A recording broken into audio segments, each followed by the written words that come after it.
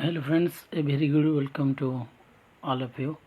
आज के इस वीडियो में हम जानेंगे जो एनएफएल का जो एग्ज़ाम होने वाला है मैनेजमेंट ट्रेनिंग के लिए, उसके लिए प्रीवियस ईयर एग्ज़ाम का क्वेश्चन पेपर हम देखेंगे, जो कि है आपका नॉन डिसिप्लिन वाला क्वेश्चन। तो चलिए शुरू करते हैं एनएफएल वाला प्रीवियस ईयर क्वेश्चंस। तो ये आरएफ सेल का क्वेश्चन है। इसको आप एनएफएल एग्ज़ाम के लिए भी देख सकते हैं, क्योंकि जो आरएफसीएल का जो एग्ज़ाम होता है उसको एनएफएल का मैनेजमेंट कंडक्ट कराता है, इसीलिए लगभग उनका क्वेश्चन सेम ही रहता है, जो कि हार्डनेस लेवल बाकी सारे चीज़ सेम ही रहता है एनएफएल और आरएफसीएल का। तो ये एचआर वाला का ये था, मैनेजमेंट एंड एचआर का जो ये नॉन डिसिप्लिन वाला क्वेश्चन है, ये 2024 में जो एग्ज़ाम हुआ था उसी का। चलिए देखते हैं क्या रहता है। There are three machines A, B, C. They are not to be serviced. Machine A requires service every 12 days, machine B every 18 days and machine C every 24 days. तो इसमें पूछ रहा है what is the minimum number of days that all three machines will need service on the same day again. उसके लिए आप क्या use कर सकते हैं, इनका एलसीएम निकल कर वो वाला कंसेप्ट आप यूज करेंगे। तो नेक्स्ट क्वेश्चन चलते हैं कि ये यहाँ पर लिखा है computers price is increase by 25% and then decreased by 20%। The final price is 1,50,000। What was the original price. इसको क्वांट से ये क्वेश्चन है, तो इसको कैसे सॉल्व करेंगे तो देख लेते हैं। ये 1,50,000 क्या है, इसका फाइनल प्राइस है, और इसमें क्या बोलता है कि उसका पहले वो इंक्रीज होता है 25%, उसके बाद डिक्रीज होता है 20%। तो इसको सॉल्व करने के लिए देख लेते हैं। वो 1,50,000 किसका 80% है, तो ये फार्मूला लगेगा 100/80। और उसके बाद ये जो अमाउंट आएगा वो किसका 125% है, उसके लिए उसमें 100 डिवाइडेड बाई 125 मल्टीप्लाई करेंगे। जो भी आपका आएगा वो ऑप्शन सी ही होगा, मूल कीमत है। ये ऑप्शन जो है गलत है। तो उसके बाद देख लेते हैं, ये एक इंटरेस्ट CI से क्वेश्चन है। तो उसमें क्या है, principal amount of RS 3200 is invested at a compound interest rate of 25% per annum. What will be the amount in after next 2 year। ये पूरा सिंपल सा क्वेश्चन है, इसको जो हर कोई कर सकता है। तो चलिए नेक्स्ट क्वेश्चन के ऊपर चलते हैं। उसके बाद क्या परसेंटेज से पूछता है कि इसमें लिखता है कि 1200 छात्रों वाला एक स्कूल में उनमें 60% बास्केटबॉल खेलते हैं और 40% फुटबॉल खेलते हैं। यदि 20% छात्र बास्केटबॉल और फुटबॉल दोनों खेलते हैं तो कितने छात्र केवल बास्केटबॉल खेलते हैं। तो ये सेट से क्वेश्चन दिया है। तो अगर पूरे जो बच्चे हो उनको उनका यूनिवर्सल सेट, अगर हम इसको 100 पकड़ेंगे तो सेट ए अगर बास्केटबॉल खेलते हैं उसको 60 लेंगे, सेट बी जो फुटबॉल खेलते हैं उनको 40 लेंगे। तो ये इंटरसेक्शन भी आपका कितना होगा, 20 होगा। इसमें हमको क्या पूछ रहा है, सिर्फ कार्डिनल्स ऑफ बी पूछ रहा है। उसको सॉल्व करने के लिए आपको क्या ए यूनियन बी करेंगे। ए यूनियन बी करने के बाद उसमें से आप ए को माइनस कर देंगे, तो उसमें क्या आएगा आपका ऑप्शन सी ही आएगा। तो चलिए नेक्स्ट क्वेश्चन को चलते हैं। By selling 15 items A shopkeeper loses an amount equal to the selling price of 5 items. What is the loss percentage। ये परसेंटेज का बहुत ही सिंपल सा क्वेश्चन है। तो इसको आप क्या कर सकते हैं, इसको मैं समझा रहा हूँ आपको। 15 आइटम को सेल करने में क्या लॉस होता है कि 5 पेन का सेलिंग प्राइस के बराबर, इसका 5 तो यहाँ 15, तो उसमें 1 माइनस करेंगे, इसका 25% आंसर आएगा। उसके बाद देखते हैं पाइप्स एंड सिस्टम से ये सवाल पूछ रहा है कि एक पाइप 8 घंटे में एक टैंक को फुल कर सकता है पाइप सी, जबकि पाइप डी आपको वही टैंक को 12 घंटे में खाली कर सकता है। यदि बोथ पाइप एक साथ खुले हैं तो कितने देर लगेगा कि क्या टंकी को हाफ फुल होने में। तो आप उसमें क्या यूज़ कर सकते हैं, 12 × 8 डिवाइडेड बाई 12 - 8 जितना होगा वो उतना डिवाइडेड बाई 2। तो ऑप्शन डी आपका 12 आंसर होगा। तो चलिए नेक्स्ट क्वेश्चन को देखते हैं। क्या पूछ रहा है कि ये कि यदि एक ट्रेन टोटल एक 450 किलोमीटर को 5 घंटे में कवर करता है और इसका जो स्पीड जो है 20 किलोमीटर प्रति घंटा बढ़ जाता है, तो कि ये 1100 किलोमीटर को कितने घंटे में कवर करेगा। तो सबसे पहले ये बहुत बेसिक सा सवाल है। 450 को 5 से डिवाइड करेंगे तो उसका स्पीड रहेगा 90 किलोमीटर पर आवर। उसके बाद ये क्या लिखा है कि 20 किलोमीटर प्रति घंटा उसका स्पीड बढ़ रहा है, तो क्या डिस्टेंस, क्या नया स्पीड होगा, 90 + 20 90 + 20 110 और 1100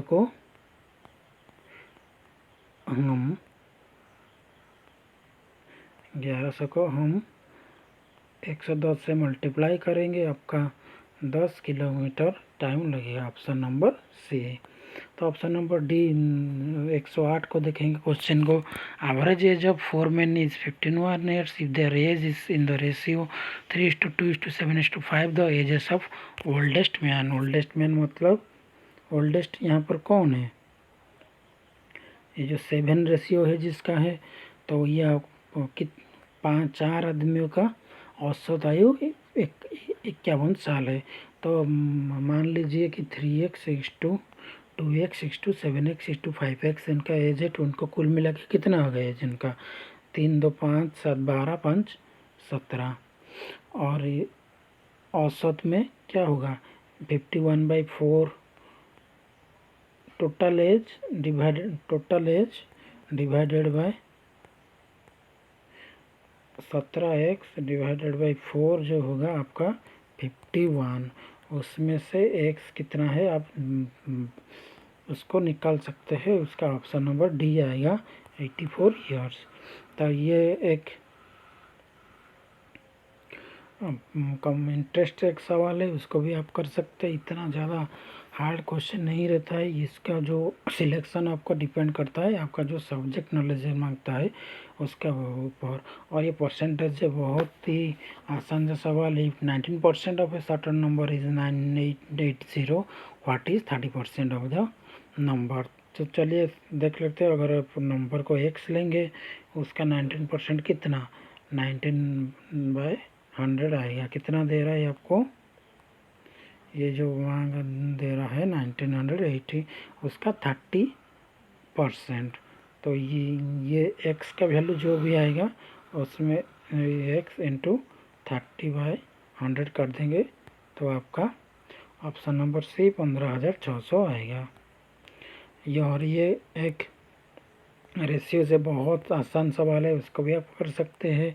तो ये पूछ रहा है average of fast 11 multiples of 7 पूछ रहा है कि इसका मतलब जो 7 का पहले 14, 7 का पहले 11 जो गुणक होगा उसका एवरेज। तो पहले 11 के लिए आपको क्या शॉर्टकट ट्रिक अप्लाई करेंगे, उसके बाद ऑप्शन आएगा 42। और ये डायरेक्शन से क्वेश्चन से बहुत ही आसान सा क्वेश्चन से मैं आपको करके दिखा देता हूँ। इनिशियली फेसिंग साउथ डायरेक्शन आप सभी को पता होगा, वो जो डायरेक्शन में रहता है आपका ईस्ट रहता है ये, वेस्ट रहता है ये, नॉर्थ रहता है ये, साउथ रहता है यहाँ पर। ये क्या है, इनिशियली फेसिंग साउथ मतलब नीचे को फेस कर रहा होगा। A person turns left, left मतलब अभी ईस्ट को उसका डायरेक्शन होगा। वॉक्स 30 मीटर, 35 मतलब यहाँ से अभी यहाँ है वो लोग वो। And then turns right, right मतलब अभी साउथ को टर्न करेगा। उसके बाद 20 किलोमीटर पैदल चलेगा, उससे पहले ये 35 चलता है। Followed by another right turn, another right turn मतलब अभी वेस्ट को ये करेगा, अभी 30 मीटर चलेगा। Then takes a left, left मतलब फिर से साउथ को घूमेगा। And then walks for 10 meters and finally he turns left again and walks 50 metre. फिर से लेफ्ट करके अभी क्या वो ईस्ट को देखेगा। What direction is the person facing now, क्या पूछ रहे हैं कौन सा डायरेक्शन वो पर्सन फेसिंग करेगा। अभी हमारा जो निकला था ईस्ट, यही वही भी दिया है यहाँ पर, ऑप्शन नंबर सी। और ये वाला एक सिंबल से क्वेश्चन में बहुत सा आसान से क्वेश्चन है, आप इसको सॉल्व कर सकते हैं। और ये भी कोडिंग से है, ये बस बहुत ही आसान है, ये भी कोडिंग से है, आप कर सकते हैं। In a class student is position 11th from the top. और ये पोजीशन वाला सिटिंग अरेंजमेंट वाला क्वेश्चन से बहुत ही आसान सा क्वेश्चन से, तो चलिए इसको सॉल्व करके देखते हैं। In a class student is position 11th from the top मतलब ऊपर से जो फिर रिजल्ट आया है वो ऊपर से उसका जो नंबर है वो 11 है। And 26th from the bottom, नीचे से कितना है 26 है। How many students are there in the class. इससे उसको सॉल्व करने के लिए क्या करेंगे, ये दोनों को एडिशन करेंगे, उससे वहाँ से एक सब्ट्रैक्ट कर देंगे, तो ऑप्शन आपका सी आएगा 36। तो उसके बाद एक नंबर सीरीज से क्वेश्चन पूछ रहा है 12, 16, 28, 44 एंड 72। तो ये बहुत ही आसान सा क्वेश्चन है, इसका 1 और 6 आंसर आएगा। ये भी डायरेक्शन से क्वेश्चन पूछ रहा है, बहुत ही आसान सा क्वेश्चन है।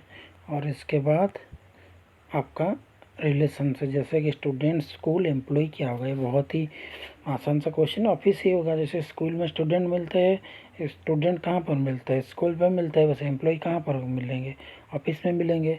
ये भी बहुत सवाल आसान सा क्वेश्चन है, आप इसको देख सकते हैं। ये ब्लड रिलेशन से क्या बोल रहे हैं देखेंगे। If A is B's brothers and C is B's daughter, तो यहाँ पर इसको कैसे सॉल्व करेंगे देखेंगे। ये जो है बी है, ए क्या है, बी का भाई है, तो ए का जेंडर क्या होगा, मेल होगा।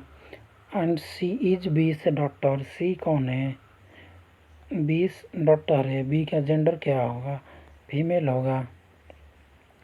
What is the relationship between A and C, A और सी के बीच में क्या रिलेशन है, ये इसको आप क्लियरली देख सकते हैं, चाचा और भतीजे का रिलेशन होगा, ऑप्शन नंबर ए। इसके बाद पूछ रहा है ऑड वन आउट को निकालेंगे। Indonesia, Brunei, Philippines, Mauritius. इसमें मॉरिशस होगा क्योंकि ये एक कंट्री का कैपिटल है। और ये पजल से क्वेश्चन है, बहुत ही आसान सा क्वेश्चन है। उसके बाद ये करंट अफेयर से क्वेश्चन पूछ रहा है what is the name of rover associated with the Chandrayaan three mission launch in July 2023। इसका आंसर क्या होगा, बी प्रज्ञान होगा। What significant item was installed by Prime Minister Modi in the Lok Sabha chamber during the inauguration of the new Parliament building on 28 May 2023? इसका answer क्या होगा, आपको पता होगा सभी को, संगल है। तो उसके बाद है which bone in the human body is the longest femur, जो आपका थाई का बोन है वो लॉन्गेस्ट है, सबसे स्मॉलेस्ट है। जो कान का जो ईयर का जो बोन होता है स्टेप, ये सी वाला जो है सबसे स्मॉलेस्ट टिबिया जो है आपका लेग का ही है, हाथ का बोन है। और एक क्वेश्चन पूछ रहा है, which component of Indian parliament represents the council of states and serve as the upper house. इस बहुत ही आसान सा सवाल है, राज्यसभा होगा। Every year on which day is constitution day celebrated in India commemorating the adoption of the constitution of India in 1949। ये बहुत ही बेसिक सा क्वेश्चन है। 26 नवंबर आप सभी को पता होगा। Why do chip manufacturers typically fills bags of chips with gases like nitrogen. इसको आंसर होगा क्या, चिप्स को ऑक्सीडाइज होने से बचाने के लिए, ऑप्शन नंबर सी। उसके बाद है, which prestigious military decoration is awarded in India for displaying the highest degree of valour और self sacrifice in the presence of enemy. इसका मतलब है कौन सा ऐसा पुरस्कार हो दिया जाता है जो सर्वोच्च साहस के लिए, वो ऑप्शन नंबर डी, परमवीर चक्र। ये बेसिकली मरणोत्तर दिया जाता है। Which Portuguese explorer was responsible for establishing the fast sea route of Europe to India. बहुत ही बेसिक सा क्वेश्चन है, Vasco da Gama, option number C. Which city in India refers to the electronic city due to its prominence in IT sector and being the largest software exporter in India. ये सभी को पता होगा, बेंगलुरु। तो आपको मुंबई क्या कहा जाता है, आपको पता होगा, ड्रीम सिटी। उसके बाद देख लेते हैं आपको 134, which type of soil in India characterised by high rainfall, high temperature, low humus content and excess iron making it unsuitable for cultivation. ये आपका ज्योग्राफी से क्वेश्चन है। तो इसका आंसर क्या है आपका, लैटराइट सॉइल। और एक इम्पोर्टेंट क्वेश्चन है, जो गंगेज प्लेट में जो सॉइल मिला है उसका नाम क्या है, आप उसको कमेंट में बताइए। एक इम्पोर्टेंट क्वेश्चन है, वो भी आप देख आ सकता है एग्जाम में। उसके बाद 135 वाला क्वेश्चन से क्या पूछ रहा है देखते हैं, चलिए। Which state topped the medal tally at the 2023 Khelo India youth game. इसको आग बंद करके आप क्या कर सकते हैं, ऑप्शंस, महाराष्ट्र, क्योंकि इंडिया में 2 स्टेट है जो खेल के फील्ड में आगे रहते हैं, वो हरियाणा और सेकंड में महाराष्ट्र। उसके बाद 136 क्वेश्चन क्या है, who is credited with the discovery of the Harappa site, a significant archaeological site of the Indus Valley civilizations। इसका ऑप्शन क्या है, आंसर क्या है, Raj Bahadur Dayaram Sahni. What is the primary purpose of writ of the habeas corpus.